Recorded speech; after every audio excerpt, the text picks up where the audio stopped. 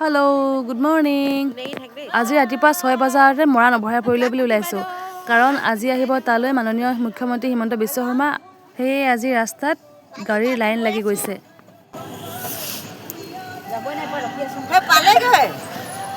লাখপতিসকলক লৈ অহা হৈছে।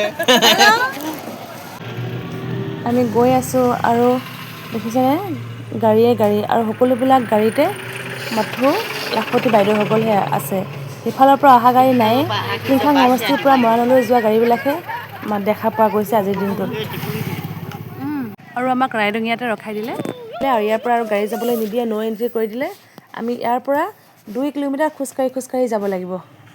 আৰু এটা ডাঙৰ কথা কি হৈছে, মানে ইয়াতে যিবিলাক শাৰীৰিকভাৱে অলপমান দুৰ্বল আৰু মানসিকভাৱেও যিবিলাক অসুস্থ, তেওঁলোক সঁচাকৈ এনেকুৱা ধৰণৰ ডাঙৰ মেল মিটিঙলৈ কেতিয়াও আহিব নালাগে। আজি আমি আহি নিজে গম পাইছোঁ। মই এনেকুৱা ধৰণৰ মিটিং কেতিয়াও এটেণ্ড কৰি পোৱা নাই, আজি ফাৰ্ষ্ট টাইম এটেণ্ড কৰিম। গতিকে ময়ো ইমানখিনি অভিজ্ঞতা পোৱা নাছিলোঁ। আজি মোৰ অভিজ্ঞতাৰ ফালৰ পৰাই কৈছোঁ, তেওঁলোকে যাতে নাহে।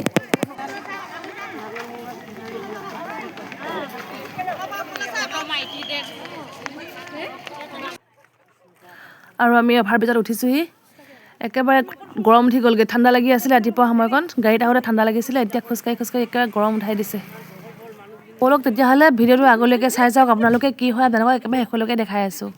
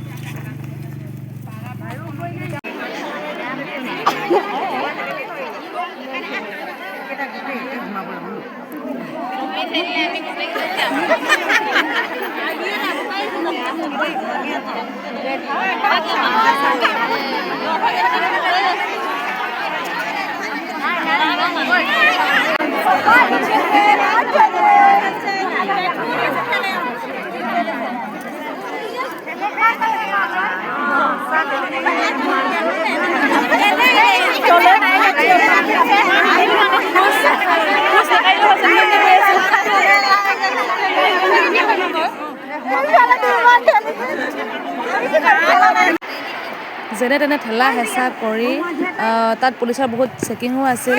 চেকিঙত পানী বটল আনিব দিয়া নাই, বেগ আনিব দিয়া নাই, কিন্তু আমি যেনে তেনে লুকাই চুৰি কৰি হ'লেও নিজৰ বেগটো লৈ আহিলোঁ, কিন্তু পানী বটলটো আনিব নোৱাৰিলোঁ।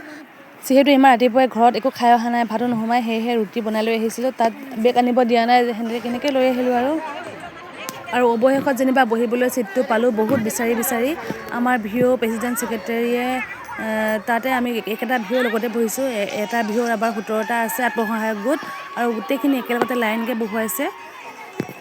এনেকৈ আমি ৰ'দত বহি আছোঁ। এতিয়া কিমান দেৰিকৈ মাননীয় মন্ত্ৰীজন আহে তেওঁ বুলি অপেক্ষা কৰি আছোঁ।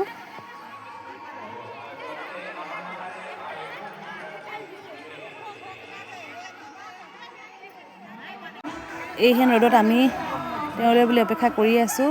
একচুৱেলি 10,000টোৰ কাৰণে আমি ইমান কষ্ট কৰিব লগা হৈছে, নাহিলেও উপায় নাইকিয়া। যিহেতু সকলোৱে পাব, নাপালেও বেয়া লাগিব নিজৰ ভাগটো, সেয়েহে এনেকৈ বহি থাকিব লগা হৈছে 10,000 কাৰণে।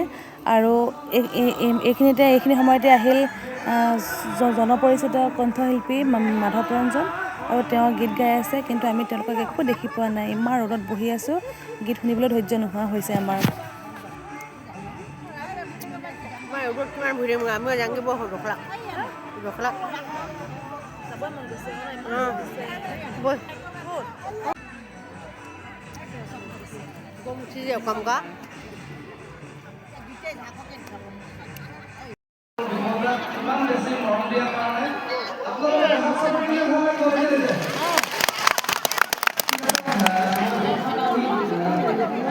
আমি দেখিয়ে নাপাওঁ গৈছে গৈছে।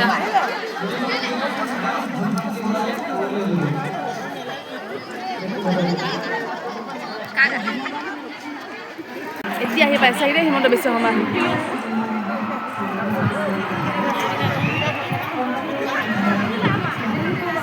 আমি দেখিয়ে নাপাওঁ, ইমান দূৰ।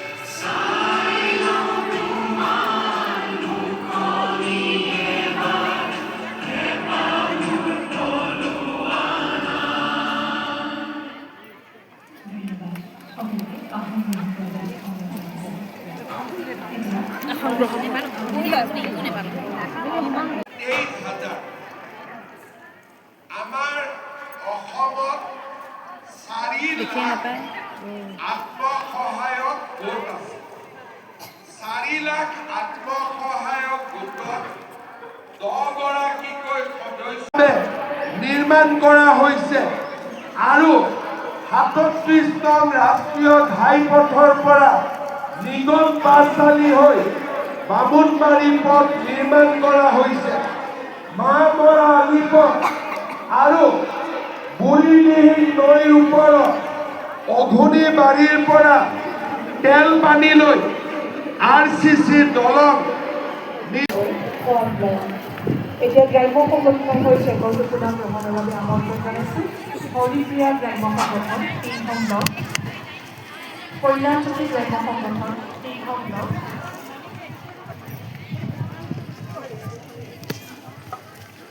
ৰাজহত গ্ৰাম্য সংগঠন 3খন ব্লক। আৰু তেখেতে চেকবিলাক দি থৈ গ'ল ভিঅ'ৰ প্ৰেচিডেণ্ট ছেক্ৰেটাৰীৰ হাতত আৰু তেওঁলোকে এতিয়া আমাক দিব। আমি তেওঁলোকলৈ বুলি ৰৈ আছোঁ, কিন্তু মাননীয় মুখ্যমন্ত্ৰী হিমন্ত বিশ্ব শৰ্মা তেওঁ গুচি গ'ল। আৰু এয়া অৱশেষত আমি চেকখন হাতে হাতে পাই গ'লোঁ। এইখনৰ কাৰণে ইমান কষ্ট কৰিছোঁ দিনৰ দিনটো ৰ'দত বহি, অৱশেষত কষ্টৰ ফল পালোঁ। 10,000 চেকখন লৈ পোনে পোনে মই মাৰ ঘৰলৈ বুলি গুচি আহিলোঁ। আৰু এয়া মাৰ ঘৰত আহিয়ে টিকলাটো আৰু দেউতাকে মোক লৈ আহিলেগৈ। সিহঁতে কালিয়ে মাৰ ঘৰলৈ আহিলে, আজিহে মই আহিছোঁ মাৰ ঘৰলৈ।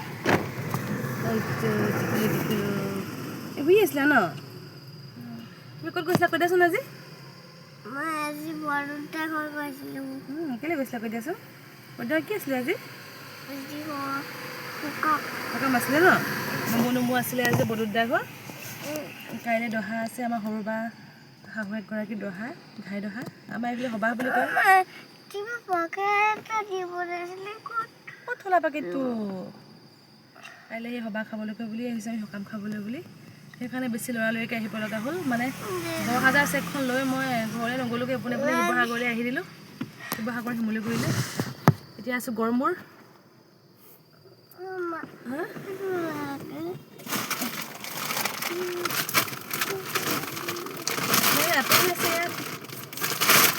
আপেলহে আছে, তুমি আপেল খাবা? ধোৱা নাই, দোকান নোধোৱাটো কেনেকৈ খাবা তুমি?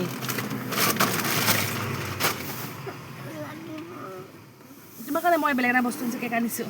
পেকেট লাঞ্চ দিছিলে যে আজি, পেকেট লাঞ্চ মই নাখালোঁ মানে ৰাতিপুৱাৰ পৰা ভাত খোৱা নাই যে, খাবলৈ মন নগ'ল। বেগতে ভৰাই থৈ আহিলোঁ, ইয়াক এটা দি দিওঁ পেকেট লাঞ্চ। ভাই মেংগ' ফুটি দিছিলে 10 টকা মেংগ' ফুটি এটা খাই দিলোঁ মই কেক কোনে খাব তুমি খাবা ভাত খালা নাই আজি পাপাই ভাত খালে নে তোমাক এইটো চকু নাই এই খাওঁগৈ তেনেকৈ বনাই দিওঁ এয়া মই খাই আহিছিলোঁ গাড়ীত আলু ভুজিয়া তুমি ভুজিয়া খাব নালাগে দেই এইটো জ্বলা জ্বলা আছে এইটোৱে খাই দিয়া দেউতাক গৈছে অলপমান মাংস আনিবলৈ বুলি বজাৰত কিবা কিবি কৰিবলৈ আৰু আমি ইয়াতে বহি আছোঁ ভাবিছোঁ ভিডিঅ'টো ইমানতে সামৰণি মাৰি দিওঁ 10,000 টকা চেকখন মোৰ আপোনালোকে কোনে কোনে পালে আৰু আপোনালোকৰ অভিজ্ঞতাবিলাক কেনেকুৱা আমাৰ অভিজ্ঞতা কিনো ক'ম আৰু বহি আমনি লাগি গ'ল অৱশেষত সকলোৰে মৰমৰ মাননীয় মুখ্যমন্ত্ৰী হিমন্ত বিশ্ব ডাঙৰীয়া আহি অলপমান বেছি দেৰি ভাষণ নিদিলে তেওঁ 1 ঘণ্টা ভাষণ নিদিলে তাৰপিছত গুচি গ'লগৈ তেওঁ যোৱাৰ পাছতে চেকখিনি বিটালে আৰু চেকখিনি পাই পিনে আমি 1:30 মানতে ওলাই দিলোঁ সেয়া হৈছে আজি আমাৰ অভিজ্ঞতা আৰু যিবিলাক যোৱা নাই সেইবিলাকে পোৱা নাই যিবিলাক গৈছে সেইবিলাকে পাইছে সেনেকুৱা আৰু নোযোৱাবিলাকে কৈছে লৈ আহিবি তাৰপিছত যোৱাবিলাকক আমিতো আনিব নোৱাৰোঁ ৰিক্স ইমান ল'ব বেয়া পাইছে প্ৰেচিডেণ্ট ছেক্ৰেটাৰীয়ে গতিকে সেয়াই আৰু আজি অভিজ্ঞতা ভালো লাগিলে খালি ৰ'দত বহি থাকিবলৈ পাই অলপমান বেয়াও লাগিছিলে বাৰু সেয়া ৰ'বই লাগিব আৰু অকণমান তেতিয়াহ'লে আজিলৈ ইমানতে সামৰি মাৰিছে ভিডিঅ'টো আজিলৈ বাই বাই